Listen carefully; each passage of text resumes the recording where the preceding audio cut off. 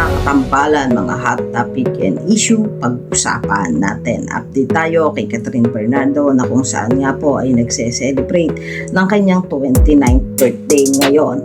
At kagabi sa post niya sa kanyang social media account ay muli na namang ginulat ni Catherine ang mga netizens sa salubong ng kanyang kaarawan. At may caption pa nga na welcoming my 29th with midnight snack. Makikita kay Catherine na napaka-sexy nito sa kanyang suot habang kumakain nga ng kanyang midnight snack na chichirya. At umani naman ang pagbati sa actress ang naging post nito sa salubong ng kanyang kaarawan. Matatandaan yan, hindi lang ito ang unang pagkakataon na ginulat tayo ni Catherine sa bago niyang transformation.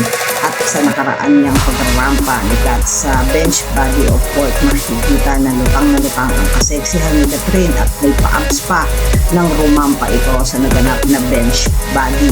At bago pa man ang naging post ni Catherine kagabi ay nag-post din ang 01 story ng bagong looks nitong si Catherine Bernardo na nagpagupit at nagpakulay ng buhok na bumagay naman talaga kay Kat. At yan yung bagong Catherine na transformation niya ngayon, yung bagong gupit at bagong kulay niyang buhok na bumagay naman doon sa suot niya at sa naging post niya kagabi sa lubong ng kanyang kaarawan. Yan yung mga update natin kay Catherine Bernardo sa kanyang kaarawan. Kayo mga katambalan, ano ang masasabi niyo? Mag-comment lang sa comment section at pag-usapan natin.